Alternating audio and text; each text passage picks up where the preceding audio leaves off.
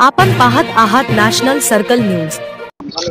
जय हिंद मित्रांनो, national circle news मध्ये आपलं स्वागत आहे। सध्या मी चांदूर तालुक्या अंतर्गत असलेले शिरसगाव बंड या ग्रामपंचायत अंतर्गत असलेले जे गाव आहे राहडगाव आणि मोहनगाव आखादवाडा या गावामध्ये सध्या जे पावसाच्या पाण्याने जे नाल्यामध्ये जे पाणी आलेले आहे आणि त्या नाल्याचं पाणी संपूर्ण शेतामध्ये गेलेलं आहे आणि त्या शेतामध्ये पाणी गेल्यामुळे शेतकऱ्यांचे मोठ्या प्रमाणात नुकसान झालेले आहे। आपल्यासोबत त्याच गावातील काही ग्रामस्थ आणि शेतकरी आहे, त्यांच्याकडून आपण सविस्तर जाणून घेऊया नेमकं विषय काय आहे आणि कशासाठी एवढं हे लोकांची इथे गर्दी जमलेली आहे। हो, नमस्कार। नमस्कार। आपलं नाव? सतीश देवराजी जावळे। काय संपूर्ण प्रकरण आहे? प्रकरण हे नाल्याचं भरपूर पाणी येते। आमच्या शेतामध्ये नाल्या फुटल्या असल्याने खोलीकरण नसल्यामुळे आमच्या शेतामध्ये पाणी घुसत आहे। पूर्ण आमचं अतोनात नुकसान होत आहे। तुम्ही याच्या आधी ग्रामपंचायतला वगैरे काही कल्पना वगैरे दिली काय नाल्याबद्दल किंवा खोलीकरणाबद्दल? काही नाही, काय दिली नाही आम्ही। पण समजा 10 वर्षाच्या अगोदर जलशिवार योजनांमध्ये ते खोलीकरण झालं होतं, पण ते पूर्ण आता टर्न असल्यामुळे फुटपाट जास्त होत आहे। आता सध्याची परिस्थिती अशी आहे, पूर्ण महाराष्ट्रभर शेतकऱ्यांसाठी आंदोलन उपोषण चालू आहे आणि अशा परिस्थितीमध्ये जर शेतकऱ्यांची तर आपल्या ग्रामीण लेवलवरच असे नुकसान होत असेल तर तुम्ही आपल्या इथल्या स्थानिक आमदारांना काही सांगू इच्छिता? हो, आम्ही सध्या निवेदन दिलं नाही आहे, पण ज्यावेळेस निवेदन देईन त्या आमचं झालं काम तर ठीक, नाही तर आम्ही उपोषणावर करणार आहे। आम्ही काहीतरी करणार त्याच्यावर। बरोबर। हो, आपण पाहू शकता या ठिकाणी ग्रामस्थांचे जे पावसाळ्यामुळे हे जे पाण्यामुळे जे शेतांचे नुकसान झालेले आहे त्याच्यामुळे संपूर्ण शेतकरी त्रस्त झालेले आहे। आमच्या पाठीमागे पाहू शकता हे जे पाणी आहे हे नाल्याचं पाणी हे जे वर दिसत आहे हे पूर्ण वरपर्यंत गेलेलं आहे। हे झाडाचे तुम्हाला दिसते तर बुडलेले पूर्ण वरपर्यंत गेलेले आहे, पूर्ण शेतामध्ये पाणी शिरलेलं आहे यांचं आणि त्या शेतामध्ये पाणी शिरल्यामुळे यांचं जे आताचं जे पीक आहे जे येणारं पीक होतं सोयाबीन तूर संपूर्ण नष्ट झालेली आहे। अशा परिस्थितीमध्ये शेतकऱ्यांनी काय करावं असं प्रश्नचिन्ह निर्माण होत आहे। तसेच आपल्यासोबत आणखी पण गावातील काही मंडळी आहेत, त्यांच्याशी पण जाणून घेऊ नेमकं काय विषय आहे। दादा, माझं नाव आकाश रामेश्वरराव देशमुख, राहणार शिरसगाव। जे मोहनगाव हे राडगाव आहे, म्हणजे इथून जो नाला खोलीकरण एकदम छोटं असल्यामुळे आमच्या शेतात संपूर्ण शेतात पाणी शिरत आहे आणि ह्या 2-3 पुरात आमचं भरपूर आणि सोयाबीनचं सोयाबीन तूर आणि याचं भरपूर नुकसान झालेलं आहे पराठी।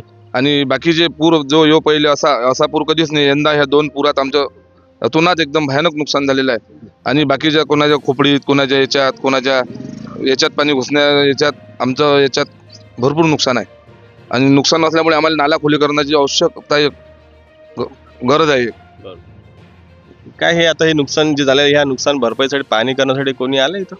नाही, पाहणी करण्यासाठी पहिले पुराच्या अगोदर पटवारी ते आमच्या येऊन गेले याच्या अगोदर, पण त्याच्या अगोदर एवढा पूर नव्हता, पण आता या टाइमचा पूर सगळ्यात मोठा पूर गेला आहे।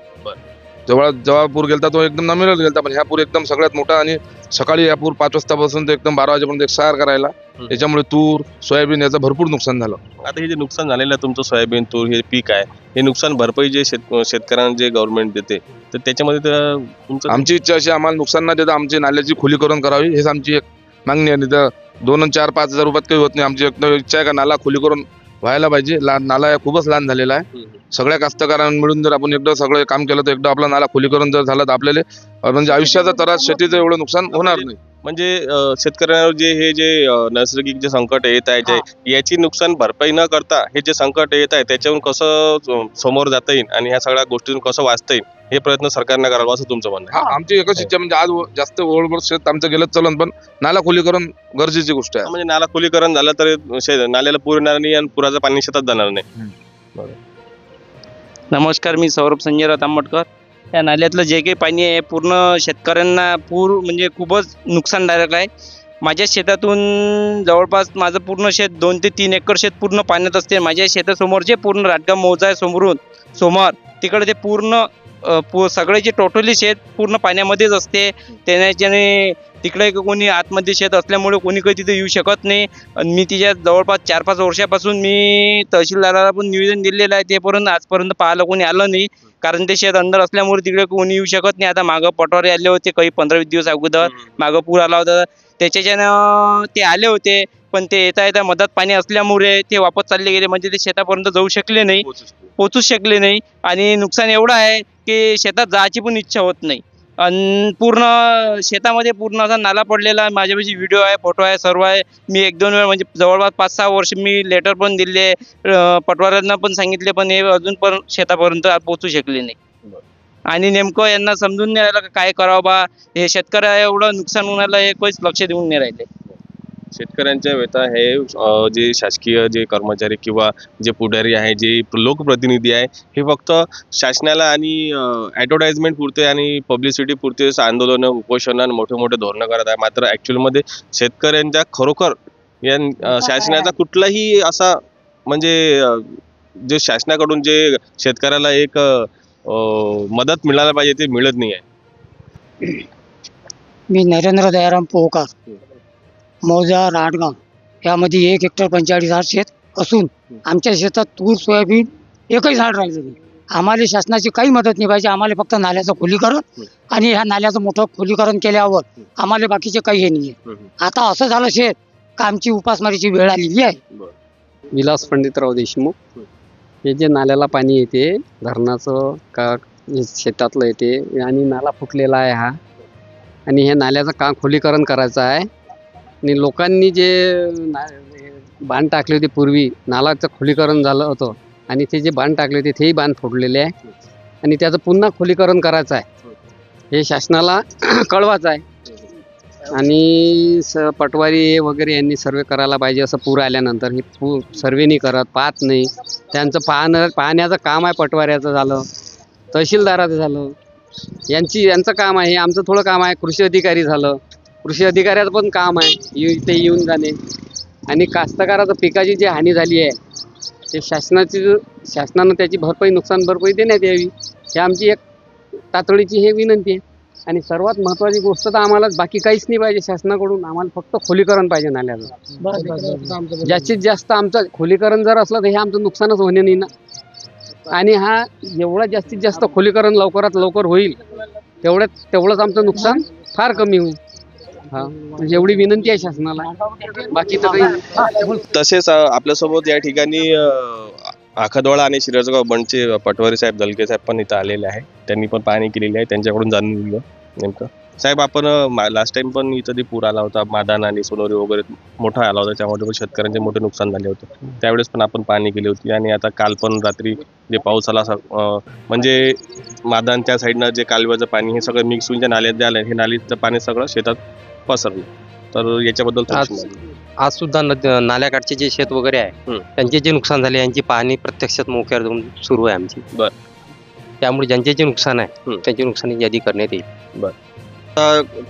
कालपासून आणि याच्या आधी इथं भरपूर प्रमाणात आमची या नाल्या लगतही आणि सोबतच या पावसाळ्यामुळे भरपूर शेतकऱ्याचं नुकसान झालं. मोहनगाव, राटगाव, शिरसगाव बंड, आकातवाडा. पण आम्हाला ज्याचा लाभ अजून भेटला नाही या गोष्टीचा. म्हणजे अजून शेतकऱ्याचं भरपूर मोठं नुकसान झालं. लेखी सगळं चालू आहे, तलाठी साहेबाचंही चालू आहे, तहसील, पण त्या गोष्टीपर्यंत आम्हाला अजून कोणत्याच प्रकारचा फायदा म्हणजे अजून काहीच नाही झालं. आज या सकाळी या नाल्यावर उभं राहायचं पाणी, एवढं पाऊस होता का इथून शाळेचे विद्यार्थी सगळे जाम होतं काम. शेतात कंबर माणूस पाऊस होतं, पाणी होतं. पण म्हणजे त्याची आता नुकसान भरपाई केव्हा भेटणार याचा कास्तकार आता बेकार काम झालं. बरोबर. या ठिकाणी आपण पाहू शकता की हा रस्ता पण आहे तांदूळ बाजार शिरसगाव बंड जाण्यासाठी, आणि शाळेंचे मुलं पण या ठिकाणी जाण्या येणे करतात. आणि पावसामुळे सगळा पूर आला, छोट्या पावसामुळे पण या पुलाच्या वरून पाणी जातं. सगळ्या आज खूप मोठा पूर होता. नाल्याला मागा जो 15 दिवसाच्या आधी आलेला होता त्याच्यापेक्षा जास्त दीडीनं पूर होता. आम्हाला ही नुकसान भरपाई दिल्यापेक्षा नाल्याचं रुंदीकरण पाहिजे सगळ्यात महत्वाचं.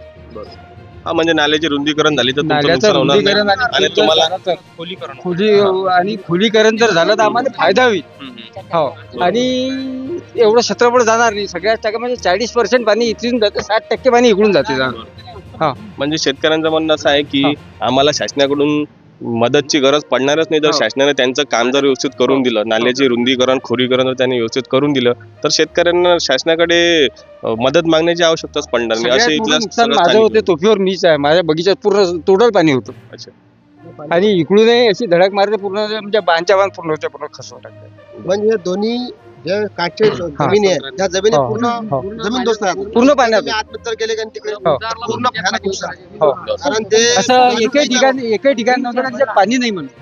आणि सगळ्यात महत्वाचं म्हणजे याचं रुंदीकरण जर झालं आम्हाला तर आम्हाला सगळ्यात जास्त फायदा. आत्महत्येशिवाय पर्याय